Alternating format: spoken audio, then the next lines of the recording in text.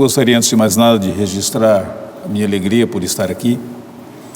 Falar sobre esse assunto com vocês é precioso para mim. E nós já temos orado há tempos, a fim de que o Senhor Deus, de fato, abençoe esse momento, abençoe o nosso aprendizado, e nós possamos crescer, não apenas no conhecimento da Escritura Sagrada, mas também no desejo de praticar alguns princípios da Palavra de Deus sobre esse assunto na nossa vida. Mas vamos orar mais uma vez, suplicando a graça, a bondade e a intervenção do Senhor nesse momento. Louvado seja o teu nome bendito, ó Senhor, por tuas muitas misericórdias. Tua palavra diz que o Senhor é bom e a tua bondade ela permanece para sempre. E pela bondade do Senhor, nós encontramos princípios, verdades, normas, leis, mandamentos, direções na tua palavra para vivermos a vida de piedade. Nela nós encontramos tudo o que é necessário para crescermos nessa piedade e desenvolvermos essa comunhão contigo que glorifica o teu nome. Abençoa-nos, pois, nesse momento, a fim de compreendermos esse assunto um pouco melhor e a fim de colocarmos em prática a nossa vida de tal maneira que a nossa doutrina seja ornada pela nossa prática diária, no nosso lar, no nosso relacionamento conjugal, em o nome do Senhor Jesus, nós te pedimos. Amém. A primeira coisa que eu gostaria de falar com vocês nessa noite é qual é a justificativa, qual a razão para tratarmos de um assunto como esse.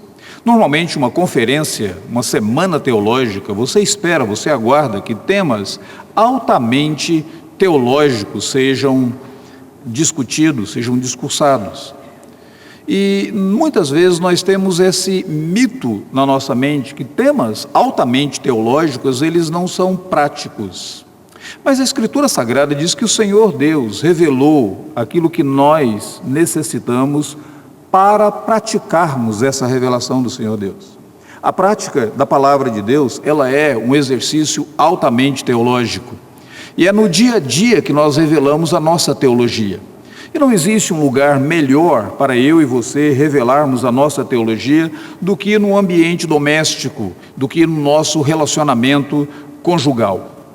Quando nós pensamos sobre a importância de um assunto como esse, o papel do marido cristão, quando nós pensamos em um assunto como esse, nós pensamos em justificá-lo, pelo menos de três maneiras. Em primeiro lugar, existe uma necessidade cultural de se falar sobre esse assunto, de se discutir esse assunto, estudar melhor esse assunto, por algumas razões. Existe um verdadeiro desconhecimento na cultura atual acerca de qual é o papel do marido e, por que não dizer, qual é o papel do homem. É muito interessante notar que o movimento hippie que aconteceu na década de 60, teve o seu declínio na década de 70, mas algumas repercussões posteriores, esse movimento hippie, ele simplesmente deixou como herança uma verdadeira ignorância do que é o matrimônio, e de qual é o papel do marido e qual é o papel da esposa. Além do mais, como fruto de todo esse movimento hippie, a liberação sexual no passado, e muitos de nós que aqui estamos, nós somos frutos daquela época, todo esse movimento que aconteceu na cultura gerou e resultou em vários filhos que cresceram sem a presença do pai. E esses filhos que cresceram sem a presença do pai, eles não tiveram então um padrão do que significa agir como marido. O resultado é que, muitas vezes, alguns desses jovens, alguns desses homens, alguns desses casais, eles se casavam e simplesmente não sabiam agora como é a vida normal no lar. Isso aconteceu nos Estados Unidos de uma maneira muito interessante. Alguns programas chamados de situações cômicas ou sitcoms nos Estados Unidos, que foram traduzidos e e foram também divulgados pela TV brasileira, retratam a vida diária de famílias, como por exemplo, Eu, a Patroa e as Crianças. Um seriado muito comum. Ou então um outro, Mad About You, ou Louco por Você, aqui no Brasil. Interessante que nos Estados Unidos, os jovens casais começavam a assistir esses programas para de alguma maneira ter um modelo de como agir como marido e como agir como esposa. Você pode criticar os programas, você pode dizer aquilo não era modelo, mas o fato é que para uma sociedade que já perdeu o modelo, esses programas eles funcionaram dessa forma. E esses homens que cresceram, muitos deles sem a presença dos pais, apenas com a presença da mãe ou de um outro parente, eles precisavam de um modelo para dizer como que o marido de fato deve agir. Essa herança cultural. Por outro lado, nos dias atuais, nós também temos uma influência talvez maior dessa herança cultural naquilo que é chamado, nesse atraso que tem tido em alguns jovens, o atraso do amadurecimento. É aquilo que alguns sociólogos têm chamado de uma geração Peter Pan, jovens que se recusam a amadurecer. E muitas vezes eles entram para o casamento e eles não são maduros. E de repente você tem como um problema de aconselhamento de casais na igreja, uma esposa que vira e diz assim: pastor, o meu marido ainda é um adolescente. Ou muitas vezes você encontra alguns pastores e a esposa diz assim: o meu marido, ele ainda é um adolescente, ele não desenvolveu, é uma síndrome de Peter Pan. Quem escreve muito sobre isso no meio evangélico é o Albert Mohler, é o diretor do seminário do Southern Baptist. E o Albert Mohler, ele coloca de uma maneira até interessante, ele diz assim que ele consegue identificar quais jovens não tiveram a presença paterna em casa pelo aperto de mão. Porque ele diz, uma das coisas que o pai geralmente ensina para o filho é mais ou menos o seguinte: quando cumprimenta uma pessoa, aperta a mão, ele diz, é assim que se cumprimenta um homem, meu filho. Mas ele diz, hoje em dia eu vou cumprimentar no seminário, os jovens me entregam a mão mais ou menos assim, eu penso, esse não teve pai. Ele cresceu sem a presença paterna. E esse vai ter uma grande dificuldade no amadurecimento. De fato, toda essa pressão que nós vivemos na própria sociedade é um aspecto cultural, e isso faz necessário lidarmos e estudarmos um assunto como esse. Por outro lado, existe também uma razão teológica. Eu não sei se você está lembrado, mas há um texto bíblico na carta de Tito, no capítulo de número 2, quando o apóstolo Paulo escreve para o jovem pastor Tito, e ele diz para Tito como que algumas pessoas deveriam serem tratadas na igreja. E ao falar sobre aquele tratamento que deveria acontecer na igreja, o apóstolo Paulo diz, no versículo de número 11 do capítulo de número 2, ele diz assim: a fim de que a doutrina seja ornada pela vida, pela prática. Em outras palavras, é como o apóstolo Paulo está dizendo assim, versículo de número 11, a fim de ornarem em todas as coisas a doutrina de Deus, o nosso Senhor. Ornamento, você sabe muito bem o que é. Adereços, todos esses enfeites. Paulo está dizendo que a doutrina da palavra de Deus, ela é enfeitada, ela é ornada com a prática diária. Nenhuma ortodoxia subsiste se ela não estiver, de alguma maneira, em harmonia com uma ortopraxia, com uma prática que corresponda a essa doutrina. Você pode ter talvez a melhor doutrina na igreja, mas se a sua vida prática ela for uma vida contraditória, logo logo as pessoas vão questionar a sua teologia, questionar o seu conhecimento, questionar aquilo que você defende, aquilo que você prega. Então existe uma necessidade cultural, mas existe também uma necessidade teológica, porque a maneira como o marido age em casa, de alguma forma ele está expressando, ele está espelhando a sua teologia e os princípios teológicos que ele crê. Deixa eu colocar de uma outra maneira. O meu relacionamento com a minha esposa espelha o meu relacionamento com Deus. Vocês se lembram do Senhor Jesus Cristo, quando ele resumiu os 10 mandamentos? E ele diz: amar a Deus sobre todas as coisas e ao próximo como a ti mesmo. E ele mostrou essa conexão existente entre o vertical e o horizontal. Nos meus relacionamentos horizontais, eu transmito, eu expresso aquilo que é o meu relacionamento vertical. Então existe uma conexão teológica e uma razão teológica para estudarmos um assunto como este. Mas para aqueles que estão no seminário se preparando para o ministério pastoral, eu diria, existe inclusive uma relação ministerial. Ou estaríamos nós esquecidos daquela recomendação do apóstolo Paulo em 1 Timóteo capítulo 3, versículo de número 4 e 5, quando ele diz: se alguém não sabe governar a casa, como cuidará da igreja de Deus? Existe uma íntima conexão entre a vida familiar do pastor e o trabalho que ele realiza. Aqui é um ponto muito interessante. Eu gosto às vezes de conversar com os meus alunos no seminário, dizendo para eles da importância que eles têm de viver a vida comum do lar e de pastorearem a família, pensando da seguinte maneira: se você perder uma igreja, o Senhor Deus pode levantar outra, e você de uma igreja vai para uma outra, e assim por diante. Se você perder a família, você perdeu o seu ministério.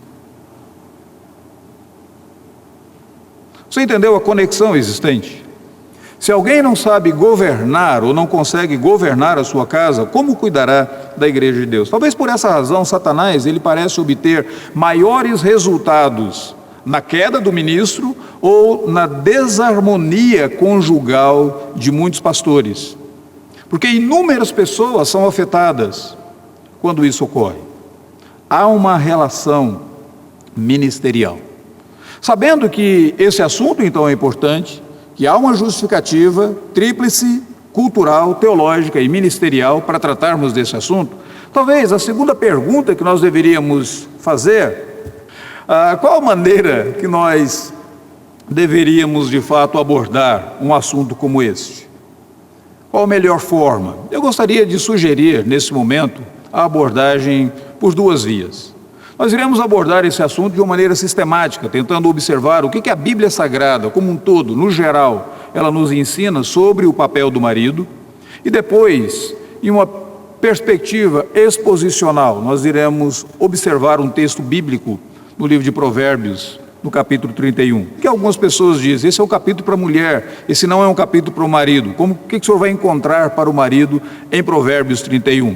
Nós vamos observar posteriormente. Vamos analisar, em primeiro lugar, o aspecto sistemático. E aqui um ponto muito interessante. Quando nós vamos na Bíblia Sagrada, quando eu e você pesquisamos na Escritura Sagrada, nós observamos e somos convencidos que o matrimônio instituído por Deus, ele é extremamente importante, por várias razões. Primeiro, porque ele traz um complemento para a vida humana.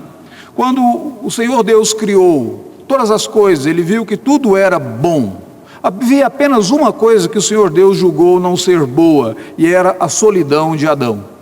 E o Senhor Deus então criou a mulher para ser essa companheira, auxiliadora e idônea, e ser amada e protegida por esse homem, Adão. Interessante que tudo isso aconteceu antes da queda. Antes mesmo da queda, o Senhor Deus observou e viu que algo não era bom. E você vai dizer: mas por que Deus viu isso? Por que o homem não estava completo daquela maneira? Sendo o homem criado à imagem de Deus, e o Senhor Deus é Deus triuno, é Deus relacional, existem alguns aspectos da imagem de Deus que elas só podem ser cultivadas, refletidas, expressas por meio do relacionamento. Por isso que, de fato, não era bom o homem estar sozinho. Por isso precisava ele de um complemento, e aquele complemento ocorreu no casamento, no matrimônio. A Bíblia Sagrada dá extrema importância ao matrimônio nesse sentido. Por outro lado, você observa a importância que a Bíblia Sagrada dá ao matrimônio quando a Bíblia Sagrada utiliza o matrimônio como uma metáfora do pacto com Deus. Essa é a razão pela qual em algumas igrejas históricas e algumas igrejas reformadas, quando você tem uma desunião, quando você tem um divórcio, quando você tem uma traição, geralmente os membros da igreja eles são disciplinados. E a razão pela qual eles são disciplinados não é apenas porque eles cometeram um pecado e todo mundo peca. Que autoridade tem a igreja para fazer isso? É que o pecado que eles cometeram é um pecado que coloca de forma pública para a sociedade em xeque aquilo que é espelhado no casamento, que é o pacto de Deus com o seu povo. O Senhor Deus odeia o repúdio, diz a Escritura Sagrada. E o matrimônio, na Bíblia Sagrada, desde os livros dos profetas, no Antigo Testamento e depois no Novo Testamento, culminando inclusive no livro do Apocalipse, ele é sempre essa metáfora do pacto de Deus com o seu povo. Por isso a igreja é chamada de a noiva do Cordeiro. Por isso que aquele momento, o ápice do nosso encontro com o nosso Redentor, ele é chamado das bodas do Cordeiro. Daí você observa a importância do matrimônio. Mas o matrimônio ele é utilizado também como um instrumento de santificação. E qualquer pessoa casada aqui sabe que existem algumas coisas no seu relacionamento com o seu cônjuge que você percebe, elas te quebrantam, elas te humilham, elas mostram a necessidade que você precisa de crescer, de exercer os dons espirituais para servir essa outra pessoa, ou mesmo de crescer no fruto do Espírito, amor, paciência, bondade, longanimidade. E você olha para você nesse relacionamento, você é desafiado e diz: Senhor, como eu necessito desse fruto do Espírito no meu dia a dia. E esse casamento, ele torna-se um instrumento de santificação. Aqui é uma coisa muito interessante, porque alguns casais, eles pensam que eles vão se casar para serem felizes. Você sabia que, biblicamente falando, o alvo, o objetivo do casamento não é a felicidade, mas é a santidade? Porque Deus coloca dois pecadores juntos. Não é para que eles encontrem a redenção neles mesmos e eles encontrem a felicidade neles mesmos, mas para que ambos percebam que eles carecem de crescer nessa santidade, nessa comunhão com o Senhor Deus. Casamento é para a santidade, é instrumento que o Senhor Deus usa para a santificação. Ou qual foi o marido, qual pastor aqui, que não pensou ter pregado o melhor sermão do mundo, melhor ainda do que os sermões de Spurgeon, e ele estava tão exultante até chegar em casa e a esposa dele dizer: o seu nó da gravata estava torto, e você não atentou para isso. Ou então ela dizer: como que você fez aquela conjugação de verbos naquele exato momento? Que absurdo! E você volta ao seu mundo real, você desce das nuvens e você diz: Senhor, muito obrigado, porque o Senhor colocou alguém tão observador assim do meu lado, que me fez voltar aos meus sentidos, e eu percebo que eu não sou o Spurgeon na minha vida. Que coisa fantástica, não é? O casamento é para a santidade. Sendo o casamento tão importante aos olhos de Deus, certamente o Senhor Deus estabeleceu alguns princípios para o bom funcionamento deste casamento. E esses princípios é aquilo que nós chamamos de papéis. E o primeiro papel que nós iremos analisar é o papel do marido. Qual é o papel do marido no casamento? Na Bíblia como um todo, você percebe que, em primeiro lugar, o papel do marido é o papel de liderança. O marido, ele é o chamado cabeça da mulher, assim como Cristo é o cabeça da igreja, e é esse papel da liderança. O termo cabeça na Bíblia Sagrada não é utilizado para domínio, mas a explicação que o apóstolo Paulo sempre coloca para dizer que o homem é líder, que ele é o cabeça, ele vai dizer lá em Timóteo: porque primeiro foi formado Adão e depois Eva, e Adão não foi iludido. Não sei se isso ameniza ou se isso agrava o erro de Adão. Eva foi iludida, Adão não foi iludido. Ele pecou sabendo que era pecado. Ele cometeu o ato sabendo que o era. Então, de fato, isso não ameniza a situação de Adão. Mas nessa ordem da criação, o apóstolo Paulo utiliza a ordem da criação, primeiro o homem, depois a mulher, para falar da importância e para falar da liderança do marido no casamento. E é interessante que essa noção, ela será reenfatizada naquele texto clássico de Efésios capítulo 5, versículo de número 24, quando fala da estrutura do casamento. Ela diz que o marido, ele é o cabeça da mulher. A primeira responsabilidade do marido, o primeiro papel do marido na família é papel de liderança. Agora, o que nós entendemos por liderança? O que é liderança? O que significa ser um líder? Liderança é, em outras palavras, a influência. Você segue o líder que te influencia mais, que exerce uma influência maior sobre você, e você começa agora, sem perceber, você se torna um discípulo desse líder, você começa a copiar as coisas que esse líder está fazendo, você se alegra nesse líder, você não questiona, você obedece, você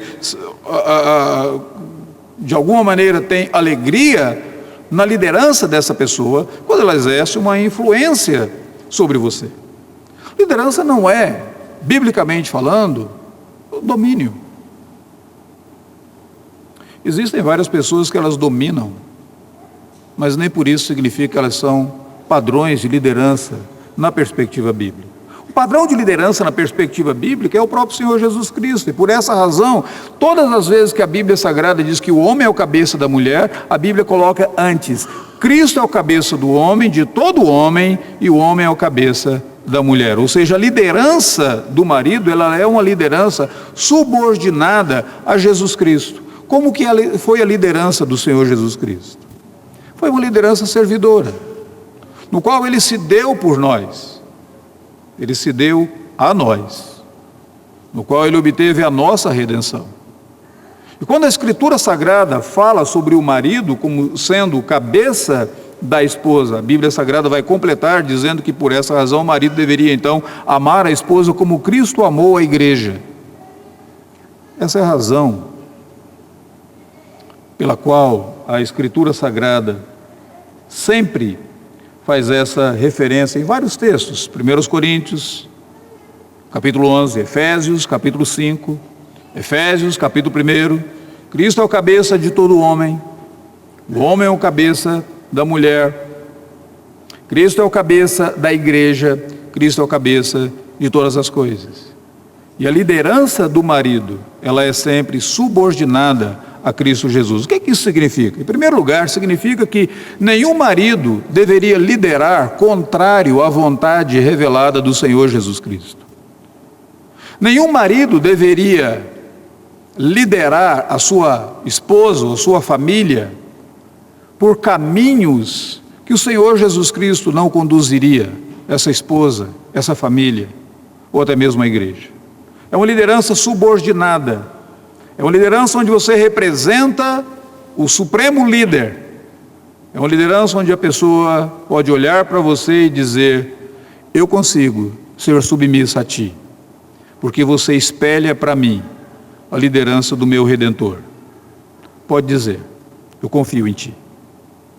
Uma coisa interessante nesse aspecto é que, por ser o líder, o marido ele é responsável por esse cuidado com a dinâmica pastoral do lar. Biblicamente falando, quem é que deve cuidar da vida espiritual da família? Não é a esposa. É bem verdade que muitos maridos delegam isso à esposa, dizendo: querida, faça o culto infantil com os nossos filhos. Querida, você vai colocar as crianças para dormir agora, ore com eles, leiam a Bíblia, você é melhor do que eu para fazer isto. A responsabilidade primária é do marido. Na vida espiritual, na instrução espiritual, a iniciativa de praticar o Evangelho na vida comum do lar é responsabilidade primária do marido. É responsabilidade do marido orar com a esposa, orar por ela, ajudá-la a olhar para a igreja na perspectiva divina. Aqui uma coisa muito interessante, especialmente para nós, pastores, e para alguns que estão preparando para o ministério pastoral ordenado, porque vocês já exercem atividades pastorais em igrejas e congregações onde vocês estão trabalhando. Esse é um ponto muito interessante, é um cuidado que às vezes nós não temos com o coração da esposa, quando ela começa a olhar para uma igreja de uma perspectiva muito mais mundana do que divina. É a responsabilidade do marido ajudar a esposa a olhar para a igreja e ver a igreja como a noiva do Cordeiro, como o povo de Deus, como uma comunidade de redimidos, e ficar alegre pelo privilégio que ela tem de poder servir ao Senhor da igreja nesse ministério ao lado do seu marido. Isso é a responsabilidade do marido. O problema é quando muitas vezes a minha liderança e a sua liderança acaba provocando no coração da esposa ódio pela igreja, amargura da igreja, repulsa à igreja e assim por diante. A primeira responsabilidade, então, bíblica, é uma responsabilidade da liderança, ou de liderança. A segunda responsabilidade é a responsabilidade de ser o provedor e o protetor. Eu não sei se vocês já observaram, em certo sentido, o mandato cultural foi dado para ambos, homem e mulher. Então, crescer, dominar a terra, sujeitai-a. Esse é o mandato cultural de Gênesis 1, 28. E ele foi dado para homem e para mulher, ele foi dado para o casal. Nesse aspecto, não existe a proibição de que a mulher exerça o seu trabalho, de que a mulher exerça, inclusive, uma profissão. Não existe nenhuma proibição bíblica nesse sentido. Mas, primariamente, a responsabilidade de ser o provedor é do marido. Você já observou isso? Foi o marido, e foi dito ao marido que ele deveria cultivar a terra. E é dito ao marido que ele deveria dessa terra extrair o sustento. Isso antes da queda e pós-queda. Essa responsabilidade de ser o provedor da família, em primeiro lugar, é do marido. É bem verdade que temporariamente, especialmente alguns de vocês seminaristas, não conseguiriam prover completamente para a família. Mas esse é um aspecto temporário. O ideal e o correto é que ele não se torne o seu estilo de vida, de forma alguma. Que a sua responsabilidade primária, a responsabilidade primária de ser o provedor, é sua, marido, não é da esposa. E de ser o protetor, aquele que vai cuidar do bem-estar da sua esposa. Desse bem-estar físico, desse bem-estar emocional, desse bem-estar espiritual da esposa. Cuidar dela. E você observa isso claramente, especialmente em 1 Pedro, capítulo de número 3. Quando Pedro escreve, falando para os maridos, dizendo como que eles deveriam tratar com honra, com dignidade, e tratar a mulher como esse vaso mais frágil. Qualquer que seja o que Pedro está querendo dizer ali, não está dizendo que a mulher ela é fraca, mas que ela deve ser tratada como o vaso mais frágil. Algumas pressões, marido, você consegue suportar e você consegue ter uma resistência talvez maior, e deveria ter. E proteja. Ela é vaso mais frágil. Uma coisa bem interessante aqui, nesse aspecto, deixa eu compartilhar com vocês um erro particular. Eu me lembro que quando eu estava no seminário, a norma para a esposa de pastor era mais ou menos a seguinte: ela precisa ser regente do coral, superintendente da escola dominical, presidente da SAF, professora de crianças, correto? Se ela não tiver pelo menos essas 4 características, ela não está qualificada para ser uma boa esposa de pastor. Mas quando eu me casei, eu tomei a atitude, decidi que a minha esposa não vai fazer nada disso. Ela não vai agir em nenhuma dessas áreas. Ela será a minha esposa. A esposa do pastor, ela será a minha esposa. E quando alguém perguntar para mim, o que a sua esposa faz na igreja, eu direi para essa pessoa, ela é minha esposa. Ela cuida de mim. E eu levei isso avante, conversei com Meire aceitou, e nós levamos isso avante. Até um determinado momento que Meire disse: olha, eu preciso conversar com você. Diz: pois não, querida. Diz: a igreja precisa de superintendente. Sim, mas você não. A igreja não tem professoras de crianças. Sim, querida, você não. Eu sinto a necessidade de trabalhar com um grupo de mulheres da igreja, Tito 2:2, eu preciso fazer alguma coisa. Não, querida, eu não acho que está correto. Ela virou para mim e disse: eu tenho dons espirituais que Deus me deu, você está impedindo que eu exercite os meus dons. Você consegue entender isso? Sim, querido, eu consigo entender. Tudo que eu falei que você não podia fazer, você pode fazer agora. É interessante que muitas vezes nós temos todo esse desejo de proteger, mas nós acabamos protegendo do lado errado. Nós acabamos protegendo e impedindo, nessa nossa busca pela proteção, nós acabamos impedindo que a pessoa desenvolva os seus dons espirituais que ela recebe normalmente, ela deve exercitar. O Senhor Deus a capacitou com isso. Então, cuidado nesse aspecto. Ser protetor é uma coisa, ser superprotetor é algo completamente diferente. Cuidado para você não tentar proteger a sua igreja, a sua esposa da igreja, e protegendo a sua esposa da igreja, você acaba protegendo a sua esposa de desenvolver os dons espirituais que ela tem. Pois bem, a terceira coisa, a Bíblia Sagrada diz que o marido ele é responsável pelo companheirismo, e aqui é uma coisa muito interessante, porque normalmente nós falamos da esposa como sendo a nossa companheira. Provérbios capítulo de número 31 diz que a mulher virtuosa, ela faz bem ao seu marido todos os dias, e você diz, que companheira boa. A palavra bíblica para a esposa é auxiliadora, então de fato ela é essa companheira. Muitas vezes nós pensamos que o companheirismo ele está dedicado, ele deve ser a responsabilidade primária da esposa. Biblicamente falando, o companheirismo é responsabilidade primária do marido. Foi ao marido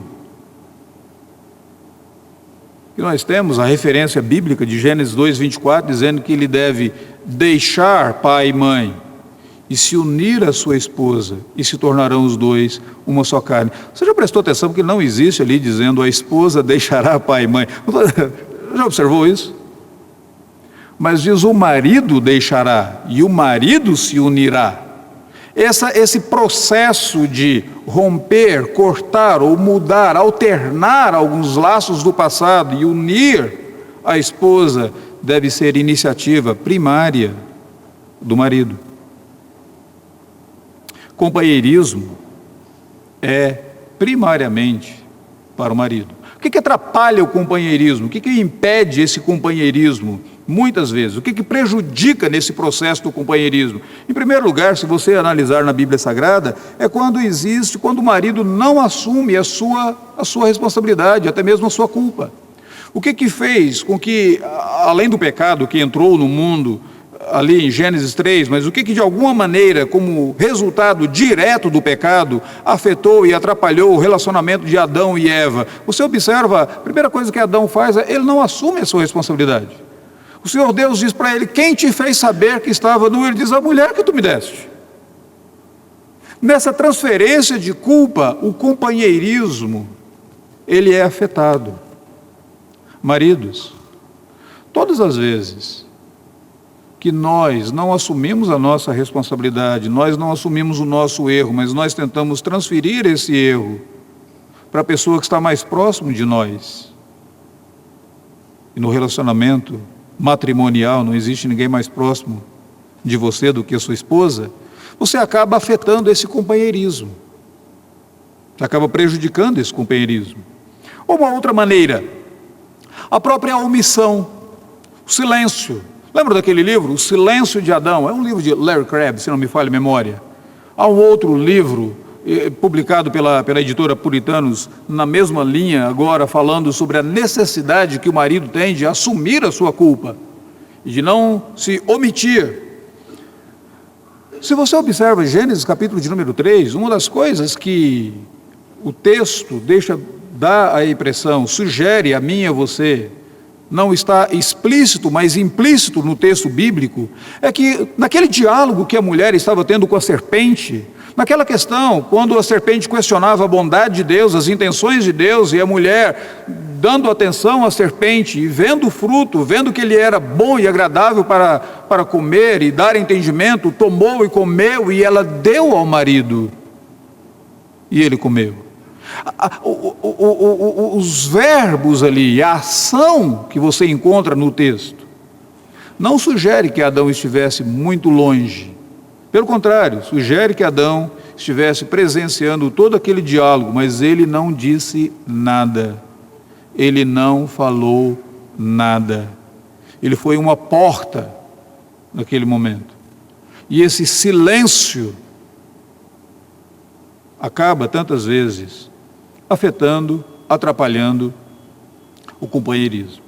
Ou por que não dizer as distrações do dia a dia? Provérbios capítulo de número 5 fala dessas distrações de uma maneira muito interessante e acaba afetando o relacionamento íntimo do casal. Provérbios capítulo 5 fala quando as atenções desse marido, elas estão voltadas para os seios da outra. Quando as atenções desse marido estão voltadas para a riqueza e para o ganho, para o vil metal. Quando as atenções desse marido estão mais voltadas para os seus amigos e suas amizades do que para a sua própria esposa. Essas distrações do dia a dia, que tantas vezes fazem com que eu e você não cultivemos o relacionamento conjugal como nós deveríamos. E aqui deixa eu fazer uma aplicação especialmente a pastores. Pastores, sabe que muitas vezes nós cometemos um adultério com a igreja, não é com alguém da igreja, entendam bem, com a igreja. Nosso primeiro amor torna-se a igreja, antes da esposa. Eu conheço alguns pastores, e um deles eu achei uma forma muito interessante, a esposa dele teve uma maneira muito criativa de chamar a atenção dele para as necessidades dela. O tempo todo ele ia para a igreja e fazia todos os aconselhamentos pastorais e atendia todas as suas responsabilidades na igreja. Ele passava muitas vezes o dia todo na igreja. À tarde ele visitava, à noite ele estava em programações da igreja. Um determinado dia ela marcou uma entrevista com ele no gabinete pastoral. E ela disse: eu tenho hora marcada. Eu disse: mas o que você está fazendo aqui? Eu te deixei lá em casa. Ele disse: sim, eu vim conversar com você. Mas nós poderíamos ter feito em casa. Ele diz: em casa nós não conversamos, eu vim conversar com você. Eu marquei, eu tenho 1 hora. Sou membro da sua igreja, eu tenho as minhas necessidades, e eu quero conversar com você, e eu quero discutir o meu relacionamento conjugal com você. Diz: fantástica, que criatividade que essa esposa teve para dizer para esse marido: você está amando o seu trabalho, a sua igreja, mais do que você ama a mim. Essas distrações do dia a dia acabam afetando nosso companheirismo. Por que companheirismo é tão importante? Porque companheirismo acaba comunicando atributos de Deus. A Bíblia Sagrada diz que um dos títulos do nosso Redentor é Emanuel, Deus conosco. E todas as vezes que o marido pratica, expressa, se interessa pelo companheirismo com a esposa, ele está expressando os atributos desse Deus sempre presente, desse Deus conosco, desse Deus Emanuel, e comunicando isso agora à sua esposa. Entendem como que a nossa prática ela precisa ser guiada, estruturada e moldada pela nossa teologia? Todas as vezes que esse marido se interessa pelo companheirismo, ele expressa fidelidade, lealdade, que são atributos de Deus. Ele expressa esses atributos no seu relacionamento com a sua esposa. Além do mais, é esse companheirismo diário que a Bíblia Sagrada diz ser fundamental para a felicidade da intimidade do casal. De outra forma, sexo seria meramente um encontro, um contato de corpos. Mas quando existe companheirismo, é intimidade do casal. Em primeiro lugar, liderança. Em segundo lugar, proteção e provisão. Em terceiro lugar, companheirismo. E em quarto lugar, a Bíblia Sagrada diz que o marido ele é primariamente responsável por expressar o seu amor à esposa. É engraçado porque quando você observa isso, o apóstolo Paulo coloca essa perspectiva em 2 cartas do Novo Testamento, Efésios capítulo de número 5 e Colossenses capítulo de número 3. Ele diz: maridos, amai a esposa. E aqui uma coisa interessante, quando Paulo fala desse amor, ele fala desse amor como sendo um amor sacrificial, como Cristo se deu pela igreja, então o marido deve também se entregar, e se entregar de uma maneira sacrificial pela esposa. É claro que para mim é muito mais fácil pensar que estou realizando o sacrifício quando a minha esposa me convida para ir ao supermercado, e eu digo para ela: tá bom, querida, no sábado à tarde, no horário do jogo do Palmeiras, eu deixo esse time para lá e eu vou ao supermercado com você. Que sacrifício muito grande. Na verdade, esse é mínimo. Ela está me livrando de uma tremenda decepção, na verdade, porque geralmente vai perder mesmo. Ela está me livrando de uma decepção, ela está sendo redentora para mim, exercendo atributos do Redentor, me livrando desse grande sofrimento que eu estaria por passar ali diante da TV, naquele exato momento. Mas a Escritura Sagrada fala de sacrifício de uma maneira mais séria do que isso. O Senhor Jesus Cristo não fez um sacrifício meramente de deixar de assistir o jogo do seu time do coração, se é que ele tinha algum, mas o Senhor Jesus se deu pela esposa, se entregar por ela. Aqueles momentos nos quais você diz: eu estou hiper cansado, mas a pia da cozinha continua cheia de louças para lavar, e eu sei que ela está esgotada, e a minha esposa não tem a mínima condição de fazer isso. Talvez eu dizer para ela: vá para a cama, relaxa um pouquinho e deixa que eu cuide disso aqui. São coisas como essas que você comunica um amor sacrificial. Mas nós somos de uma cultura no qual nós estamos mais acostumados a que a mãe se sacrifique, não é? Que a esposa se sacrifique. Parece ser tão mais fácil para ela, parece já estar imbuído no DNA dela que ela sacrifique. Mas a Bíblia Sagrada diz que esse amor sacrificial, ele é a responsabilidade primária do marido, e não da esposa. Que tal então acordar no meio da noite para olhar a criança para ela, para que ela tenha um pouquinho mais de sono, que ela consiga dormir um pouquinho mais? Que tal levar essa criança para passear? Ou, melhor ainda, que tal cuidar das crianças no dia do Conte Comigo, para que ela tenha toda a liberdade de ir participar daquela reunião, sem se preocupar com as crianças, e sem se preocupar com a casa.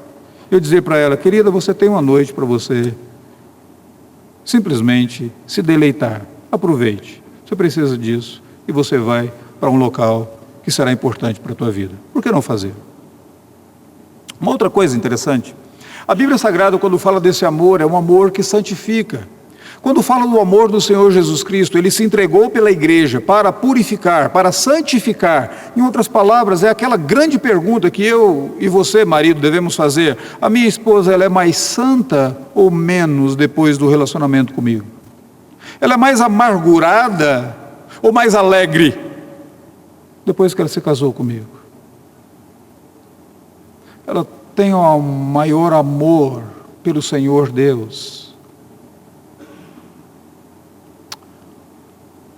Ou a vida dela está mais árida no nosso dia a dia? Amor que santifica, amor com cuidado. A Bíblia Sagrada diz que o marido deve cuidar da esposa como ele cuida do seu próprio corpo. E aqui, por favor, não pensem apenas em termos de aparência, porque senão nós vamos por um buraco negro e vamos por um despenhadeiro, porque a maioria dos homens não cuida tanto assim da sua aparência, não é? Você não cuida tanto assim do seu corpo, você não cuida daquilo que você vai se alimentar e assim por diante. Eu tenho um filho em casa que ele diz que todo pastor obeso é um péssimo testemunho bíblico para o domínio próprio. E eu fico nesse equilíbrio aqui, nessa balança de um lado para o outro. Nós não temos esse cuidado tão grande com a nossa aparência. Mas não é nesse cuidado que a Bíblia Sagrada está dizendo. É no cuidado com o próprio corpo. Você tem um cuidado com o seu corpo para você se alimentar, para você dormir quando você necessita. Você tem um cuidado com o seu corpo quando você está enfermo. Você quer todo o cuidado do mundo para que você tenha logo melhore e o seu corpo volte a funcionar e operar naturalmente. A Bíblia Sagrada diz que o amor do marido pela esposa deve ser um amor com cuidado. De outra maneira, um amor livre de amargura. Eu não havia atentado para esse texto bíblico de Colossenses capítulo 3, especialmente para a segunda frase do versículo. Se você puder observar, diz assim: Maridos, amai vossa esposa e não a trateis com amargura. Um amor livre de amargura, no qual você não fica ressentido com ela, no qual você não fica amargurado com ela, no qual você não cultiva essa amargura. Se precisar de tratar algumas coisas, você trata logo. Mas a amargura ela não pode continuar aí. O ressentimento ele não pode continuar. E outra coisa, a Bíblia diz que é um amor que trata com respeito, com dignidade, como a parte mais frágil. Essas 4 responsabilidades do marido, ele é aquele que deve, de alguma forma, exercer a liderança. E aqui vem a grande pergunta: como que está, quem exerce a liderança espiritual na tua família? Não é quem manda na tua casa, por favor, entenda bem, veja a pergunta. Quem exerce a liderança espiritual na tua casa? Ele é o provedor e ele é o protetor? Ele é aquele que deve tomar iniciativas em prol do companheirismo? Você já observou que, estatisticamente falando, nós temos um número maior de mulheres buscando o aconselhamento para o casal, porque a vida conjugal não está boa e a mulher toma iniciativa? Biblicamente falando, o marido deveria fazê-lo. E a responsabilidade dele, amá-la nas qualidades do amor do Senhor Jesus Cristo. Isso é aquilo que sistematicamente nós podemos observar desse papel, da responsabilidade do marido. Mas o que dizer de uma maneira mais expositiva? Abra sua Bíblia, por gentileza, em Provérbios, capítulo de número 31, e aqui nós iremos tratar de alguns tópicos desse texto bíblico. Tradicionalmente, as pessoas olham para esse texto como falando apenas da mulher. E algumas mulheres ficam um tanto quanto intrigadas, porque elas dizem: essa mulher não existe. Algumas gostariam de trocar o título desse capítulo 31 de Provérbios, a partir do versículo de número 10, dizendo: ao invés de ser mulher virtuosa, é mulher virtual, porque ela não pode existir. Existem tantas coisas aqui, porque é impossível que essa mulher exista. Outros olham e veem que essas palavras aqui, elas são palavras da mãe de Lemuel, e elas dizem: só podia ser coisa de sogra. Só a sogra dessa maneira para idealizar a esposa para o seu filho. Essa mulher aqui não existe.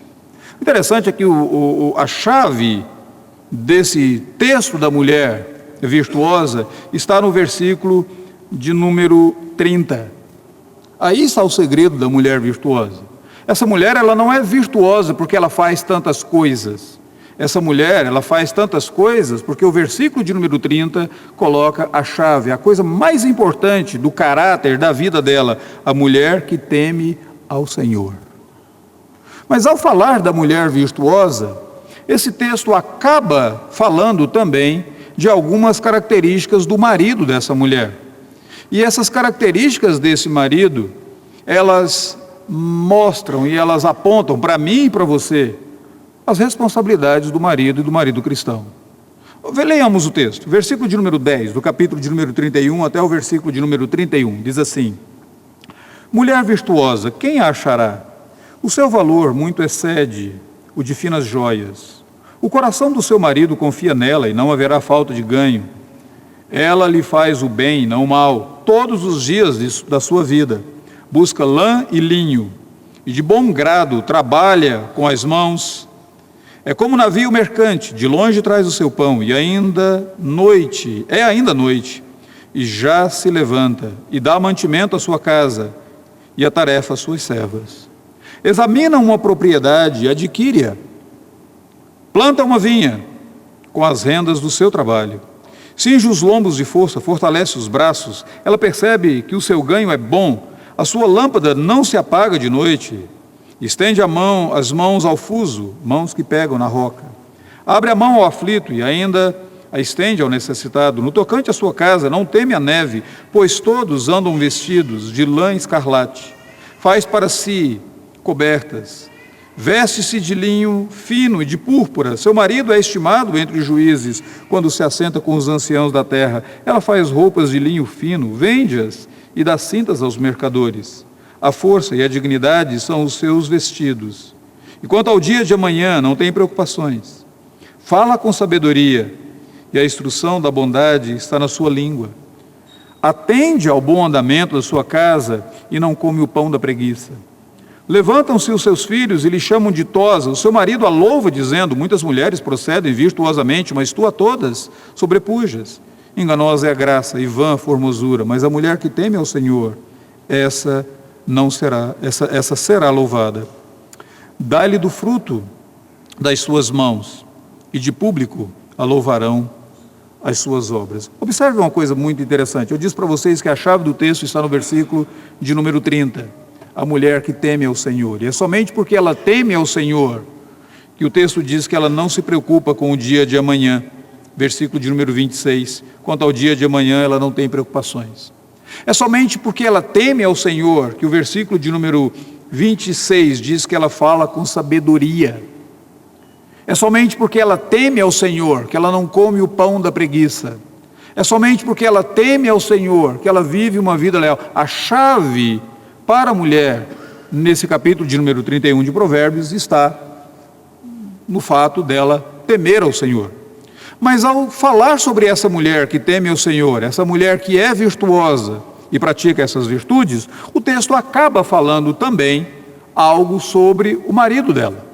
Observe pelo menos 4 características desse marido da mulher virtuosa. Em primeiro lugar, ele considera o seu valor. Mulher virtuosa, quem achará? Versículo de número 10 diz: o seu valor muito excede o de finas joias. Esse marido considera o valor da esposa. E ele é sábio quando ele começa a comparar a sua esposa de uma maneira positiva, não de uma maneira negativa. Nós tivemos no Brasil um programa de televisão, um programa de comédia, um programa humorístico, de Chico Anísio, com seus mais de 100 personagens.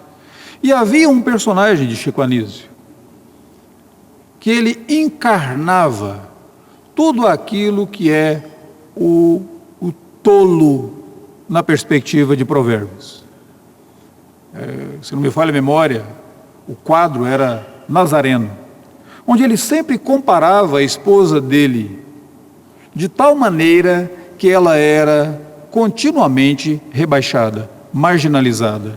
Ela estava continuamente sendo comparada negativamente. Biblicamente falando, esse é o tolo. Biblicamente falando, esse é o indivíduo que ele não tem o entendimento. Provérbios capítulo 31, diz que esse marido, ele é sábio para comparar a sua esposa positivamente, a ponto que mais tarde ele vai dizer o seguinte: muitas mulheres procedem virtuosamente, mas tu a todas sobrepujas. O livro de Cantares vai falar que o marido, que o amante de Cantares, ele compara a sua amante. Tal qual o lírio entre os espinhos, tal é a minha querida entre as donzelas. Existem muitas mulheres lá, mas elas são verdadeiros espinhos quando comparadas à sua beleza, minha querida, quando comparadas ao seu valor, querida minha. De fato, eu ministro em uma igreja, e eu aconselho, eu falo, e eu me relaciono com várias mulheres diariamente, mas, querida, nenhuma delas tem o brilho nos olhos que você tem. Para nenhuma delas tenho eu olhar como eu tenho para ti. É essa comparação positiva na qual o marido percebe o valor da sua esposa.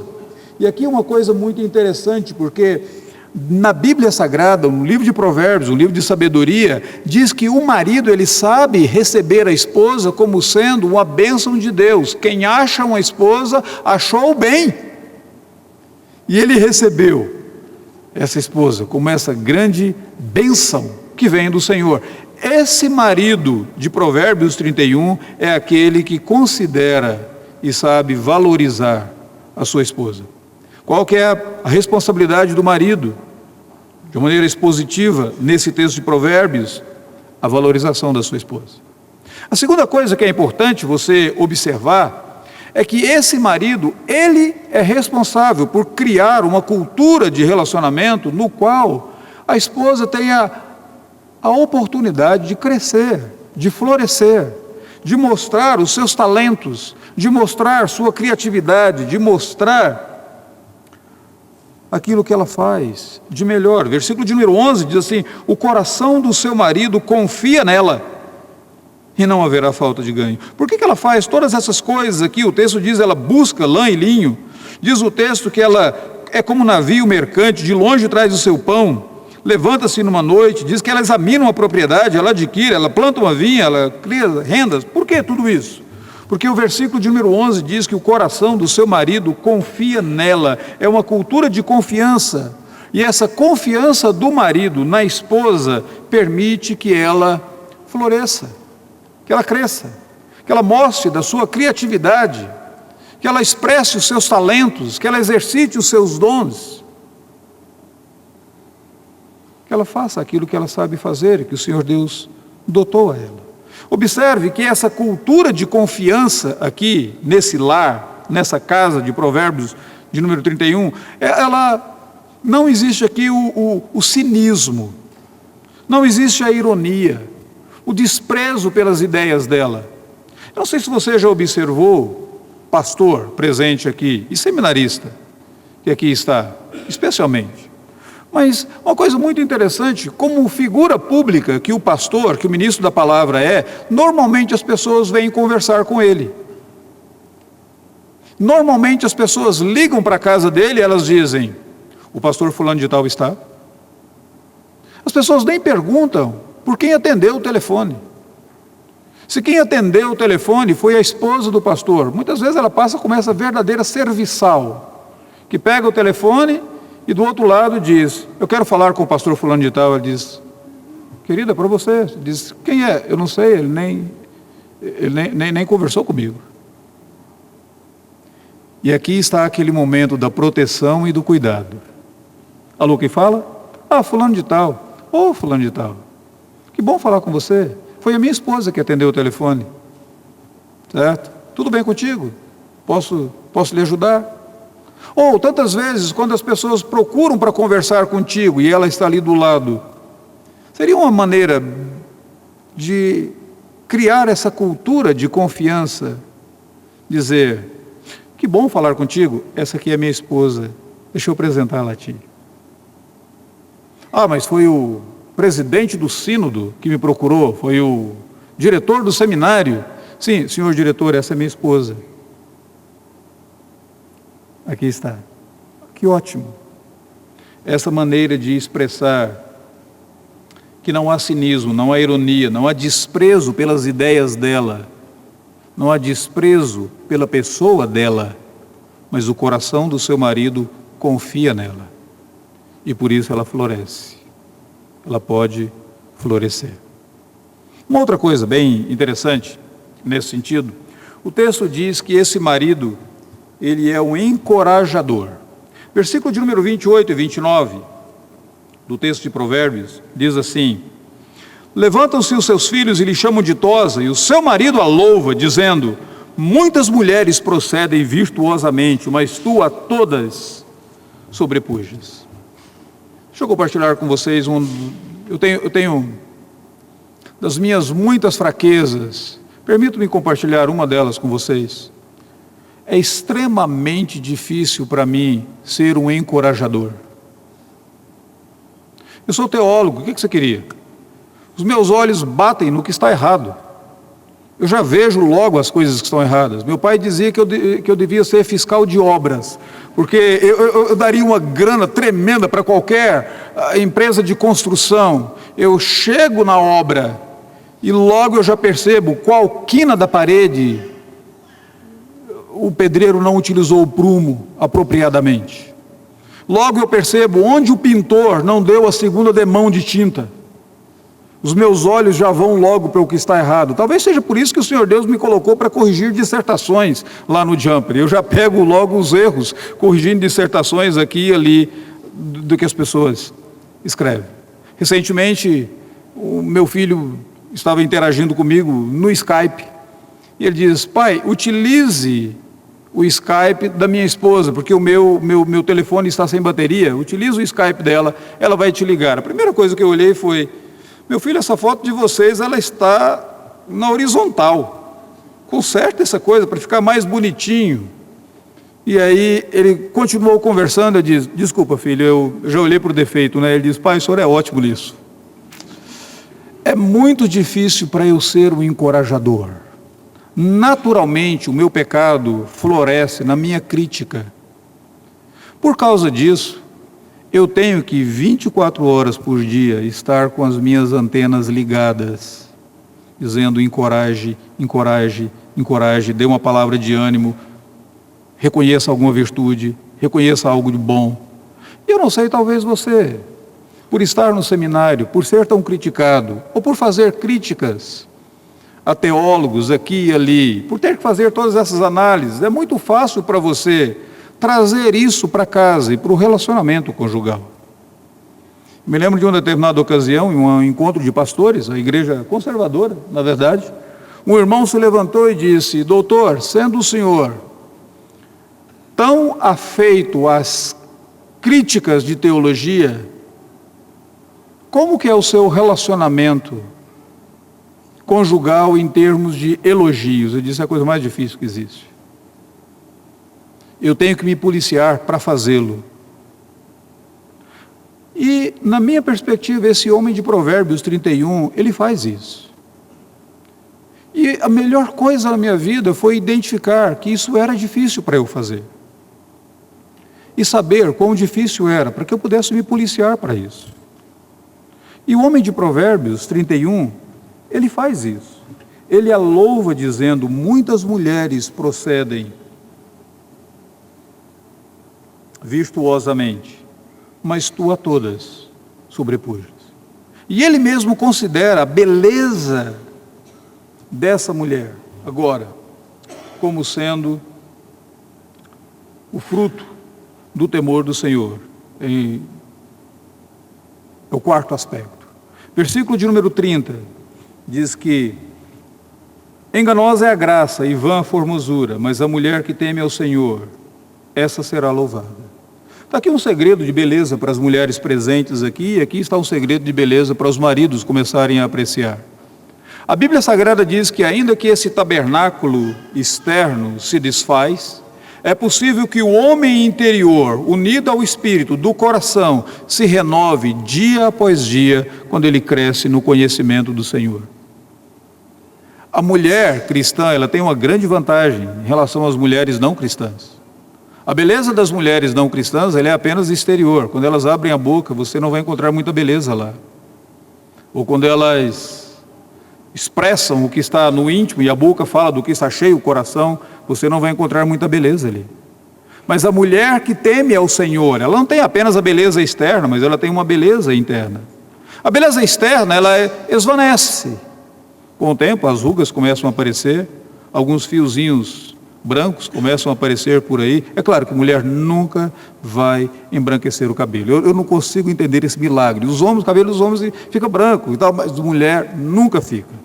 A cada mês se renova. É algo maravilhoso, não é? Então, interessante tudo isso. Mas, de fato, os anos, eles passam. E os anos não são gentis para conosco. Eles revelam limitações, debilidades e fraquezas. Mas a beleza do temor do Senhor continua. E esse marido de Provérbios 31, ele sabe observar a beleza da sua esposa, não apenas no aspecto externo, mas ele sabe observar, inclusive, essa beleza interior, unida ao Espírito. A mulher que teme ao Senhor, essa sim será louvada. Como que nós podemos concluir a nossa reflexão nessa noite? Talvez na sua mente esteja da seguinte forma: pastor, o senhor falou muitas coisas que os maridos devem fazer.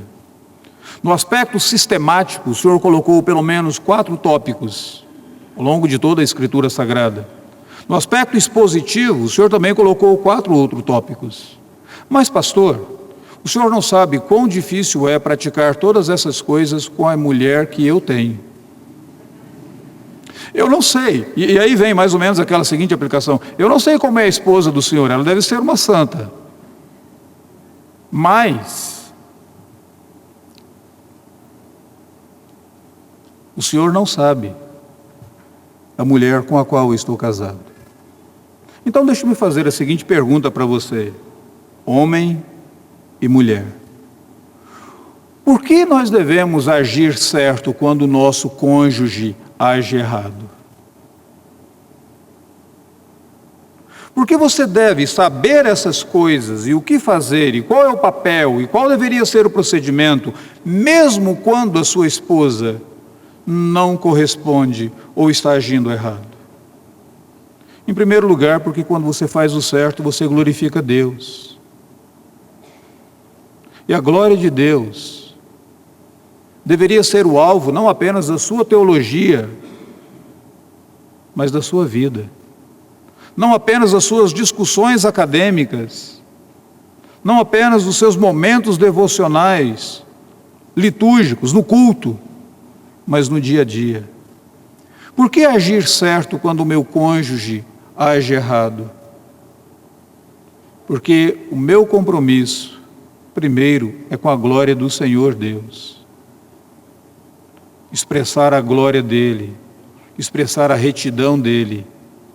E quando eu e você fazemos aquilo que é certo, nós glorificamos a Deus. Obedecendo às palavras do Senhor Deus, nós glorificamos a Deus. Nesse aspecto, não é uma obediência condicionada à circunstância na qual eu estou, mas é uma obediência condicionada à minha devoção ao Senhor Deus. Meu dever para com Ele. Assim como meus relacionamentos horizontais expressam meu relacionamento vertical, o meu relacionamento vertical, ele também deve comandar a maneira como eu pratico o meu relacionamento horizontal. A segunda razão é que quando você faz o que é certo e quando você pratica o que é certo, você já está contribuindo para o bem do seu cônjuge. Eu não sei quanto a vocês, mas lá em casa, tanto eu quanto Meire, nós temos vários sonhos e nós vamos colocando alguns deles assim. E um dos sonhos que nós temos é de aprender a dançar.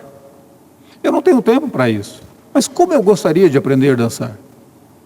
Eu já não consigo mais aprender música como eu gostaria de aprender. Eu acho linda a música, ela me encanta. O tempo todo eu estou cantando, eu estou ouvindo, eu estou me deleitando com ela. Mas eu gostaria de aprender a dançar.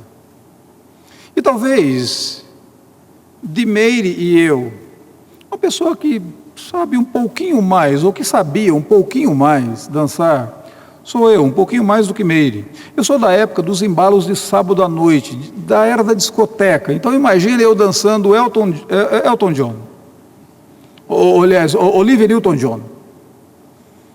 Nos tempos da Brilhantina. E algumas músicas ali. Hoje eu não consigo mais, mas já conseguia. E quando eu e Meire nos casamos, eu disse para ela: você poderia dançar valsa comigo? Ela diz: eu não sei. Você não gostaria de tentar? Ela diz: eu tenho medo de errar, eu não consigo. Diz: que tal se nós fizermos da seguinte maneira: você coloca os seus pés sobre os meus pés, você pisa nos meus pés, nós colocamos a música da valsa e nós começamos a dançar. E foi assim que Meire aprendeu a dançar. Por que eu estou falando disso para vocês? Porque se você é um bom dançarino, quando você dança com uma pessoa que não sabe dançar tão bem quanto você, você é tão bom que você encobre os erros dela. E você a motiva a melhorar. Por que fazer o certo, mesmo quando o meu cônjuge está praticando o errado? porque com isso você está motivando esse seu cônjuge a perseguir o que é certo, a buscar agir de maneira certa. E a iniciativa ela é sua. O casamento ele é uma verdadeira dança, não é? Não é isso que aquele filme dizia? Não tem um filme sobre dança? Richard Gere era o ator do filme. Em um determinado momento, no final, ele chega e diz para a esposa dele, ele diz: você dança comigo? Ela diz: eu não sei dançar. Ele diz: nós estamos dançando há mais de 25 anos. Você é minha parceira, você dança comigo. É justamente nesse momento que talvez você deva, marido, dizer: eu vou tomar a iniciativa, eu vou liderar, eu vou praticar o certo, eu vou aplicar os princípios da palavra de Deus no meu relacionamento conjugal. E pela prática do que é correto, eu vou expressar um amor que santifica a minha esposa. E nós continuaremos dançando ao longo desses 25 anos, 28 anos, 30 anos, e eu ainda aguardo os meus 56 anos, pela graça de Deus, o dobro. Tá bom? Que o Senhor Deus assim nos abençoe. Abençoe a mim e abençoe a ti. Vamos orar. Senhor bendito, louvado seja o teu nome por tua graça e por tua bondade. Vivifica, pois, o nosso coração. Pai, nós refletimos sobre alguns assuntos que às vezes temos a vontade de torcer o nariz para eles e dizer que nós não conseguimos e falar da nossa limitação e dizer que tudo isso é virtual, é lindo como discurso, mas que na prática não funciona. Mas, Senhor, nós falamos de um assunto e de tópicos que são revelados pela palavra do Senhor. Não acreditar na funcionalidade deles é não acreditar na tua própria operação, é desacreditar do poder do teu Espírito Santo na nossa vida, é desacreditar da veracidade e da suficiência da palavra do Senhor. Então, meu Deus bendito, opera na nossa mente, opera no nosso coração, a fim de que o nosso coração esteja em perfeita sintonia com a nossa mente para praticarmos aquilo que nós sabemos, para controlar os nossos desejos à luz daquilo que o Senhor revelou nas suas escrituras sagradas. Nós tivemos o conhecimento por meio da nossa razão, a fim de colocarmos em prática e experimentarmos quão bom é o Senhor, a fim de que experimentemos o Senhor mesmo agindo no nosso relacionamento conjugal e nos mostrando a ter alegria nos momentos ordinários, no dia a dia, para que nesses momentos ordinários possamos caminhar rumo àqueles instantes extraordinários que o Senhor nos proporciona no nosso dia a dia. Em o nome do Senhor Jesus. Amém, Senhor.